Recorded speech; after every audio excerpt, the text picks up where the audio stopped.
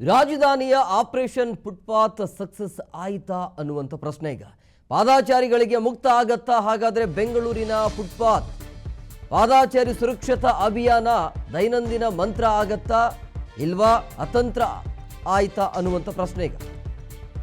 So ಈಗ ಬೀದಿ ಬದಿ ವ್ಯಾಪಾರಿಗಳ ಬದುಕು ಅತಂತ್ರ ಆಯ್ತಾ ಅನ್ನೋದು. ಸೊ ಪರ್ಯಾಯ ವ್ಯವಸ್ಥೆಗೆ ಬೀದಿ ಬದಿ ವ್ಯಾಪಾರಿಗಳ ಆಗ್ರಹ ಮುಂದುವರಿತಾ ಇದೆ. ಮೊದಲು ಪರ್ಯಾಯ ವ್ಯವಸ್ಥೆ ಮಾಡಿಕೊಂಡು ಆಮೇಲೆ ನೀವು ಹಿಂಗೆ ಮಾಡಿ ಅನ್ನೋದು ಬೀದಿ ಬದಿ ವ್ಯಾಪಾರಸ್ಥರ ಅಳಲು, ಆಗ್ರಹ, ಆಕ್ರೋಶ. ಬಟ್ ಈಗಿರೋದು ಪಾದಾಚಾರಿಗಳಿಗೆ ಬೆಂಗಳೂರಿನ ಫುಟ್ಪಾತ್ ಮುಕ್ತ ಆಗತ್ತಾ, ಓಡಾಟಕ್ಕೆ ಅವಕಾಶ ಇರುತ್ತಾ ಅನ್ನೋದು. ರಾಜಧಾನಿಯ ಆಪರೇಷನ್ ಫುಟ್ಪಾತ್ ಸಕ್ಸಸ್ ಆಯ್ತಾ? ಹಾಗಾದ್ರೆ ನೋಡಬೇಕು, ಇದು ಕೇವಲ ಒಂದು ದಿನಕ್ಕೆ ಮಾತ್ರ ಸೀಮಿತ ಇರುತ್ತಾ ಅಥವಾ ಕಂಟಿನ್ಯೂ ಆಗತ್ತಾ? ಇದು ಆರಂಭದಲ್ಲೇನಾ ಅಥವಾ ಕಂಟಿನ್ಯೂ ಆಗತ್ತಾ ಇಲ್ವಾ ಅನ್ನೋದು.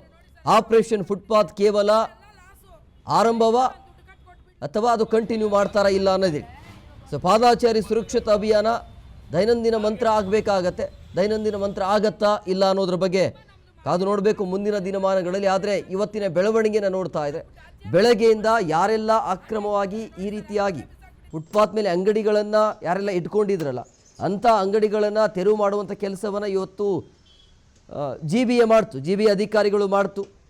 ಕೆಲವೊಂದಿಷ್ಟು ವ್ಯಾಪಾರಿಗಳು ಹೇಳ್ತಾ ಇರೋದು, ನಮ್ಮ ಬದುಕು ಇಲ್ಲೇ ಇದೆ, 35-40 ವರ್ಷಗಳಿಂದ ನಾವು ಇಲ್ಲೇ ಬದುಕನ್ನು ಕಟ್ಟಿಕೊಂಡಿದ್ದೇವೆ, ಸಡನ್ಲಿ ಆಗಿ ನಮಗೆ ಇಲ್ಲಿಂದ ಹೋಗಿ ಅಂತ ಹೇಳಿದ್ರೆ ತೆರವು ಮಾಡಿದ್ರೆ ನಾವು ಏನು ಮಾಡಬೇಕು, ನಮ್ಮ ಬದುಕು ಏನು ಅನ್ನುವಂಥ ಅವ್ರದ್ದು ಕೂಡ ಈ ರೀತಿಯ ಆಗ್ರಹ ಕೂಡ ಕೇಳಿ ಬರ್ತಾ ಇದೆ.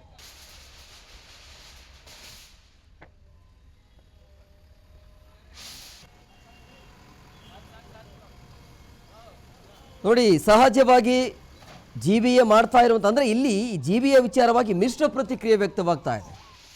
ಕಾರಣ ಯಾಕೆ ಈ ರೀತಿಯ ತೆರವು ಕಾರ್ಯಾಚರಣೆ ಅಂತ ಹೇಳಿದ್ರೆ ಸಾರ್ವಜನಿಕರಿಗೆ ತೊಂದರೆ ಆಗಬಾರ್ದು, ಓಡಾಡುವಂಥ ಜಾಗದಲ್ಲಿ ಯಾವುದೇ ಕಾರಣಕ್ಕೂ ಬೀದಿ ಬದಿ ಅಂಗಡಿಗಳು ಇರಲೇಬಾರದು, ವ್ಯಾಪಾರಸ್ಥರು ಅದಕ್ಕೆ ಅವಕಾಶ ಮಾಡಿಕೊಡಬಾರ್ದು ವ್ಯಾಪಾರಸ್ಥರಿಗೆ ಅನ್ನೋದು.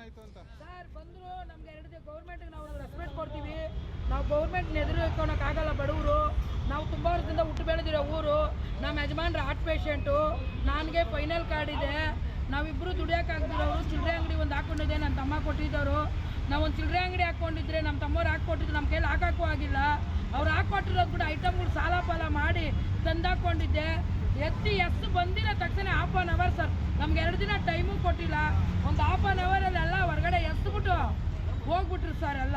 ಟೀ ಶಾಪ್ ಮತ್ತು ಫುಡ್ ಐಟಮ್ಸ್. ಎಷ್ಟು ವರ್ಷದಿಂದ 15-16 ಇಯರ್ಸ್ ಆಗಿದೆ. ಏಕೆ ಎತ್ತಿದ್ದಾರಲ್ವಾ, ತೊಂದರೆ ಆಗುತ್ತಲ್ವಾ? ತುಂಬಾ ತೊಂದರೆ ಸರ್, ನಾವು ಇದ್ರ ಮೇಲೆ ಡಿಪೆಂಡ್ ಆಗಿ ಲೈಫ್ ಮಾಡ್ತಾ ಇರೋದು, ಮಕ್ಕಳು ಫೀಸು ಅದು ಇದು ಎಲ್ಲ ಇದೆ, ಕಮಿಟ್ಮೆಂಟ್ ಆಗಿದೆ. ಅವ್ರು ಮುಂಚೆ ಒಂದು ಇನ್ಫಾರ್ಮೇಷನ್ ಕೂಡ ಕೊಟ್ಟಿಲ್ಲ, ಒಂದು ನೋಟಿಸ್ ಕೂಡ ನಮಗೆ ಇದು ಮಾಡಿಲ್ಲ. ಸಡನ್ನಾಗಿ ಬಂದುಬಿಟ್ಟು ಎಲ್ಲ BBM ಥರ ಬಂದು ಲೈಸೆನ್ಸ್ ಕೊಡ್ತಾರೆ. ಅವ್ರಿಗೆ ಲೈಸೆನ್ಸ್ ಹೆಂಗಾಗಿದ್ದಾರೆ, ಒಂದೊಂದು ಅಂಗಡಿದು ಕಲೆಕ್ಷನ್ ಥರ ಆಗ್ಬಿಟ್ಟಿದೆ. ಇಷ್ಟು ಅಂಗಡಿ ಇದೆ, ನಾವು ಇಷ್ಟು ಅಂಗಡಿ ಕಲೆಕ್ಷನ್ ಮಾಡ್ತಾ ಇದ್ದೀವಿ ಅನ್ನೋ ಥರ ಇದೆ ಅವರಿಗೆ. ಲೈಸೆನ್ಸ್ ತಗೊಂಡಿದ್ರೆ ಲೈಸೆನ್ಸ್ ಎಲ್ಲ ಕೊಟ್ಟಿದ್ದಾರೆ ಸರ್, ಫುಡ್ ಲೈಸೆನ್ಸ್ ಇದೆ, ಶಾಪ್ ಲೈಸೆನ್ಸ್. ಅಂದರೆ 1ನೇ ತಾರೀಕು ಡೆಡ್ ಲೈನ್ ಅಂತ ಕೃಷ್ಣ ಬೈರೇಗೌಡರು ಟಿವಿಯಲ್ಲಿ ಕೊಟ್ಟಿದ್ದಾರೆ. ಬಟ್ ಮೇನ್ ರೋಡ್ ಮಾತ್ರ ಅಂತ ಹೇಳಿದ್ದಾರೆ, ಸಬ್ ರೋಡ್ ಅಂತ ಹೇಳಿಲ್ಲ. ಸಬ್ ರೋಡ್ ಎತ್ತಿದ್ದಾರೆ. ಫಸ್ಟೇ ಲೈಸೆನ್ಸ್ ಕೊಡಬೇಕಿದ್ರು ಮೊದಲೇ ಇನ್ಫಾರ್ಮ್ ಮಾಡಬೇಕಲ್ಲ. ಈ ಮಾತ್ರ ಲೈಸೆನ್ಸ್ ತಗೊಂಡಿದ್ರ? ಹಾಂ, ಲೈಸೆನ್ಸ್ ಇದೆ, ವಿತ್ ಲೈಸೆನ್ಸ್ ಇದೆ ಎಲ್ಲರೂ. ಲೈಸೆನ್ಸ್ ಇಶ್ಯೂ ಮಾಡಬೇಕಿದ್ರು ಮೊದಲು ಚೆಕ್ ಮಾಡಿ ಬಿಡಬೇಕಿತ್ತು.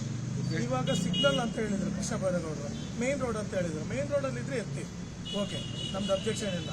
ಇನ್ಸೈಡ್ ಎಷ್ಟು ಮೀಟರ್ ಒಳಗಿದೆ 60 ಸಬ್ ರೋಡ್ ಅಂತ ಹೇಳಿದ್ರು. ಕೃಷ್ಣ ಬೈರೇಗೌಡರು ಕ್ಲಿಯರ್ ಆಗಿ ಹೇಳಿದ್ದಾರೆ, ಸಬ್ ರೋಡಲ್ಲಿ ಇರೋದು ಎತ್ಬೇಡಿ ಅಂತಾನೆ. ಫುಟ್ಪಾತಲ್ಲಿ ಇಲ್ಲ, ಪೆಟ್ಟಂಗಿರೋದು ನಮ್ಮ ಮನೆ ಮುಂದೆ ಕಲ್ಲಾಗಿ ನೋಡಿದ್ರು.